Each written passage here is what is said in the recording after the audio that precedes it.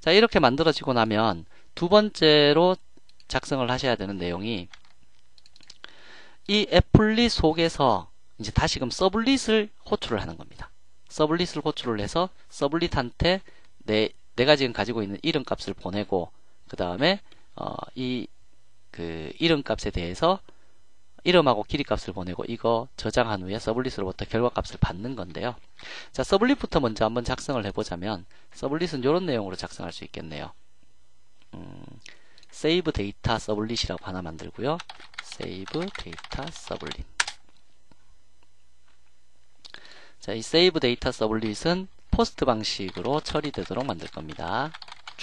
데이터를 주고받기 위해서는 단순하게 데이터를 클라이언트가 받기만 한다라면 get 방식으로 작성하시면 되는데 주고받는다라는 작업을 하기 위해서는 포스트 방식으로 작성을 하셔야 됩니다. 여기도 포스트로 되어 있으니까 그대로 쓰면 되겠네요.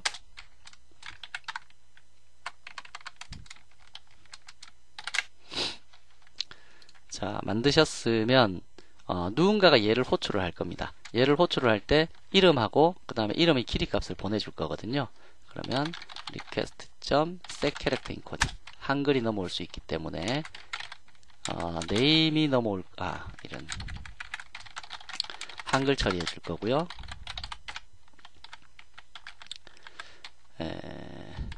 string name이 넘어올 거고요. get parameter 두 번째는 name의 길이값이 넘어올 겁니다.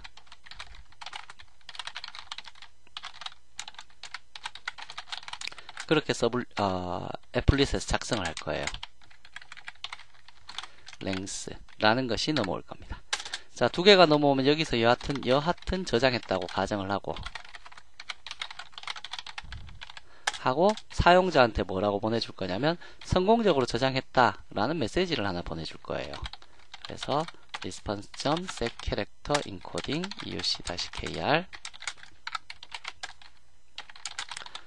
printWriter out은 response.getWriter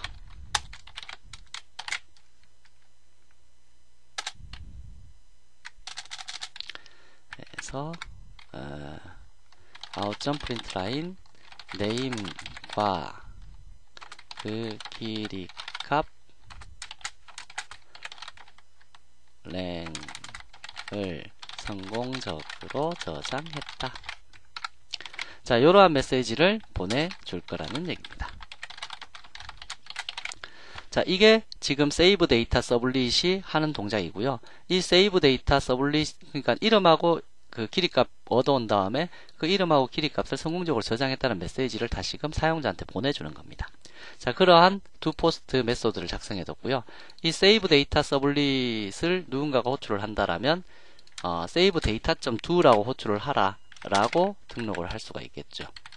그래서 일단은 save data 서블릿을 save data 서블릿 19번에 save data 서블릿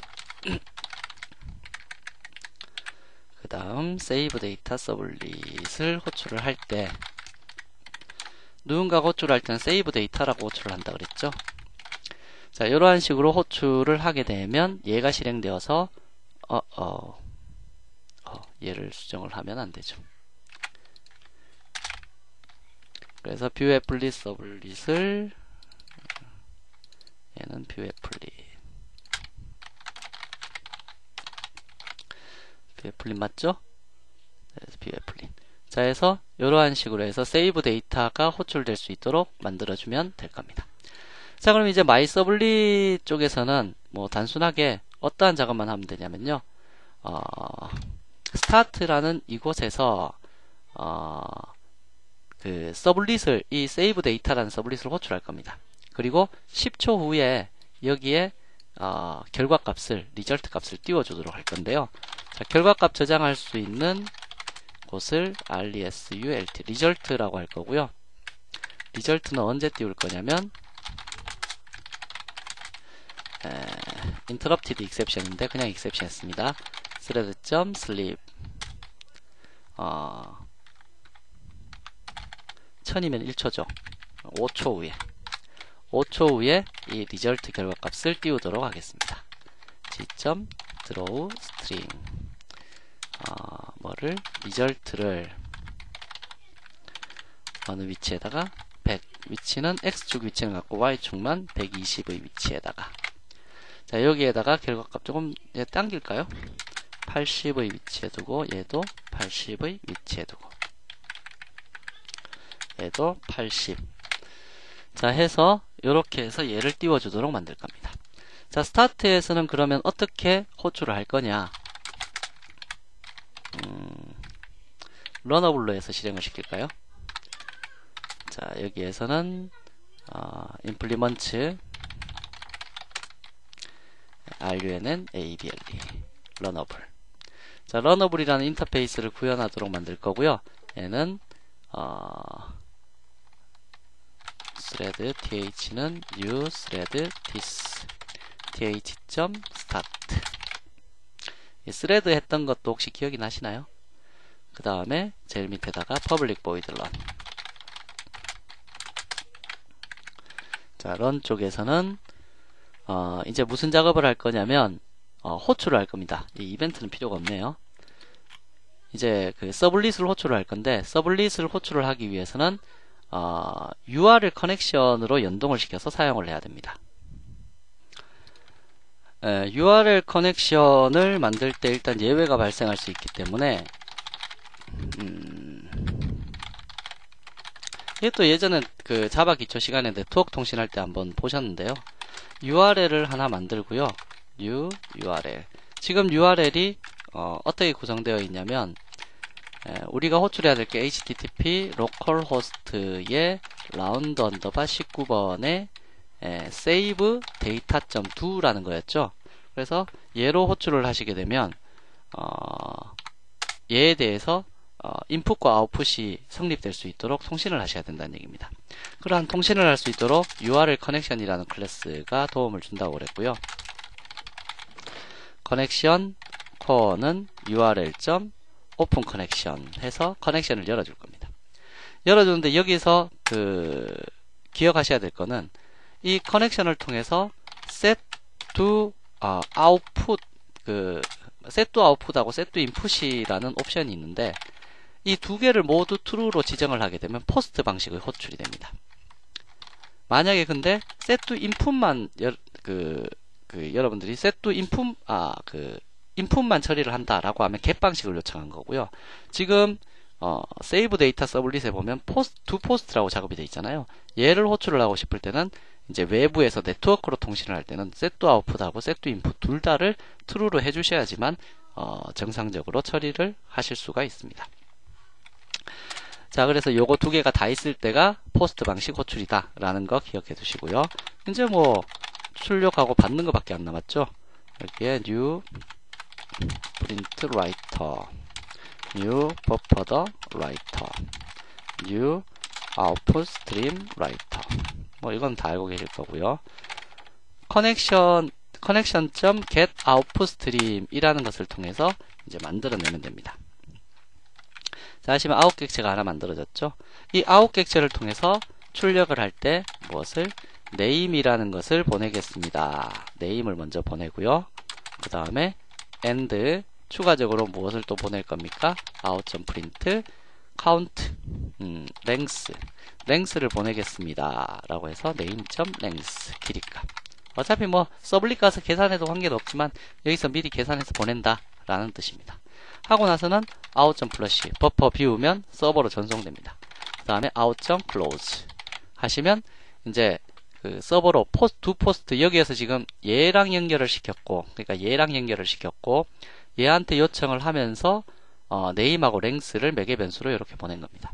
그럼 name하고 length가 넘어오면 얘는 name 받고 length를 받았잖아요. 받았으면 이제 뭐 여기서 여하튼 저장을 하고 이제 다시금 그 결과를 성공적으로 저장했습니다를 다시 보내올 거잖아요.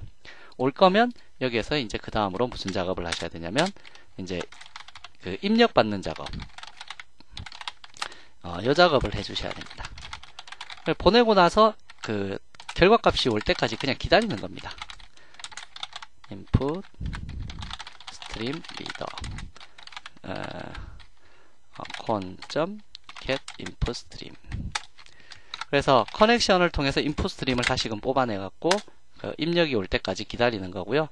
그러면 리절트에는 in을 통해서 이제 결과값이 한 줄 쫙 넘어가 있을 겁니다. 여러 줄 넘어오면 화일문 돌면서 계속 받아내면 되겠죠. 그래서 in.close 하시면 될 거고요. 자, 그런데 이게 실제로 5초가 걸려갖고 얘가 실행될지 안 될지는 잘 모르잖아요. 그래서 일단 여기에서 스레드를 걸지 말고요. 우리 교재처럼 첫 번째도 리절트를 띄우는데 첫 번째는 공백으로 그대로 놔뒀다가 여기 run 할 때 일단 5초 정도 기다렸다가 URL을 호출한 다음에 결과 받고 띄울 때 우리 리페인트라는 거를 호출하게 되면 다시금 그림 그려라 라는 뜻이잖아요. 리페인트 호출하면서 리절트의 결과값이 담겨 있으면 그 내용까지 한꺼번에 그리도록 하는 이러한 작업으로 처리를 하시면 되겠네요.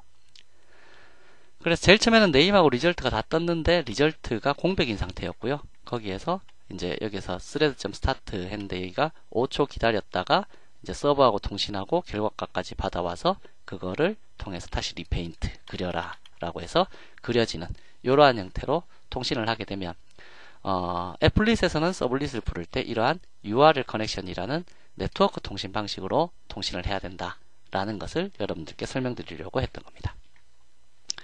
자, 이제 여기까지 다 만들었으면 다시금 이제 얘를 what을 배포를 해야 되겠죠. 서버 지금 떠 있는 거 과감하게 꺼주시고요. 컨트롤 C를 누르면 꺼집니다. 자, 그런 다음 배포를 다시 해야 되겠죠. 자, 배포를 할 때 기존에 있던 거를 지워버리죠. 라운드 19 삭제를 시키고, 자, 이클립스 자체에서 오른쪽 마우스 눌러서 익스포트에 war 파일 타겟은 어디로 줄 겁니까? 여기 webapps 저장 하시게 되면 성공적으로 보내졌을 거고요. 보내졌으면 일단 압축 안 풀어도 서버 실행시키면 자동으로 압축 풀리는데 우리는 그 애플릿 파일의 위치를 좀 이동시키기 위해서 제가 압축을 푼 겁니다. 그래서 압축을 풀었고요. 압축 풀면 war는 일단 날리고, war에는 지금 애플릿 파일이 그 class is 폴더에 있잖아요. 거기에 있기 때문에 제가 여기에 바꾸는 거하고 자꾸 충돌이 날 거예요. 그래서 war를 지금 지운 겁니다. 그래서 myApplet을 복사를 해서 여기에 HTML이 있는 위치에 같이 갖다 놓았습니다. 자, 됐으면 이제 서버 한번 실행시켜 볼게요. 자, 서버를 실행시키면 정상적으로 스타트업이 되었고요. 스타트업 되었으면 조금 전에 보신 바와 같이 다시금 실행을 시켜볼 겁니다. 라운드 19번에 input name.html 하셔서 이름은 이승현 할까요? 해서 전송 버튼을 누르시게 되면 이승현이 떴다가 5초 정도 지나서 서버하고 통신하고 나서는 결과값을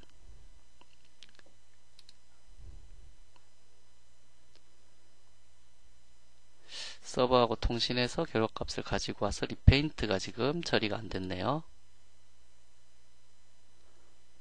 리페인트가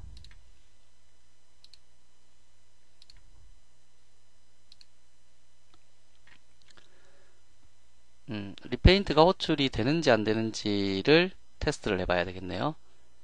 그럼 다시 또 배포를 해야 되는데, 자, 일단은 localhost round 라운드 언더바 19 맞고 save data.do 여기에 save data.do를 호출을 하게 되면 얘랑 얘 이름이랑 같죠?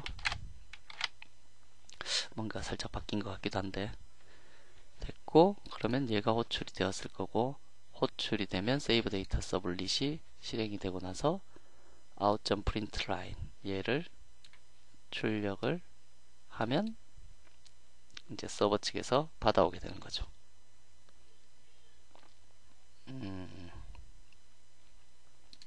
됐고, 그러면 버퍼드 리드에서 얘가 받았고 리절트의 결과값을 담아서 리페인트 this.repaint니까 paint paint 메소드가 x축 80, 80하고 120 드로우 스트링. 내용상으로는 지금 맞는데요. 서버가 인식이 정상적으로 안 되었거나 하는 문제가 있을 겁니다. 자, 다시 한번 삭제를 하고, 자, 그런 다음에 서버를 다시 한번 배포를 시켜주고요. 리프레시. 다음에 익스포트 파일.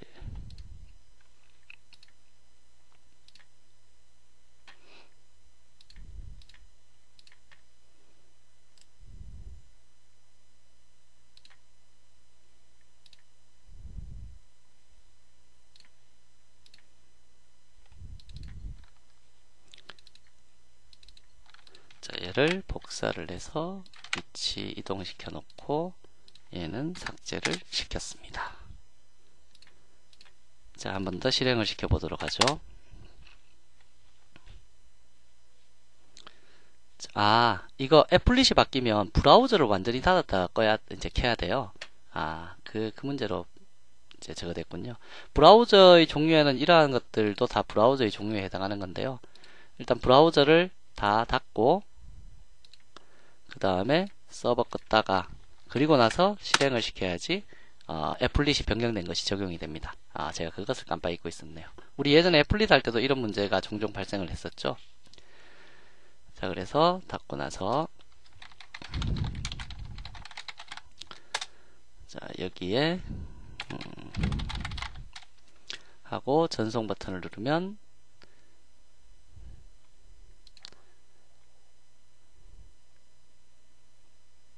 자, 얘를 통해서 애플릿이 다시 초기화되고 하나, 둘, 셋, 넷, 다섯.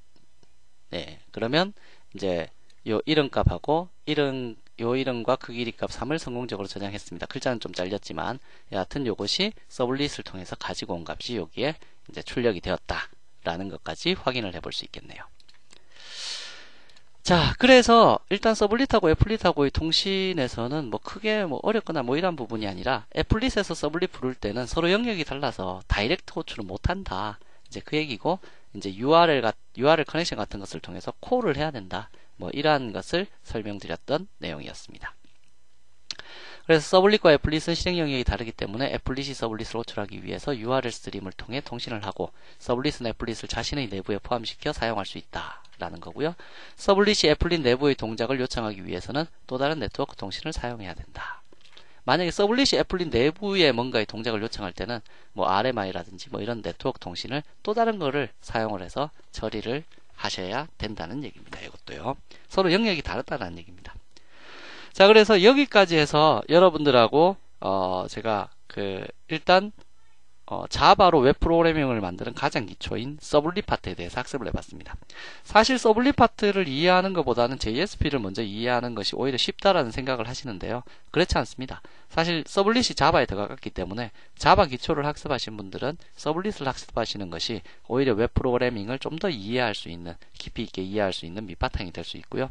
우리가 다음 라운드부터 배우시는 내용은 이제 파트 3로 JSP라고 해서 실제 여러분들께서 주로 이제 초급 중급 시절에 많이 작업하시게 되는 JSP라는 부분에 대해서 학습하실 건데요.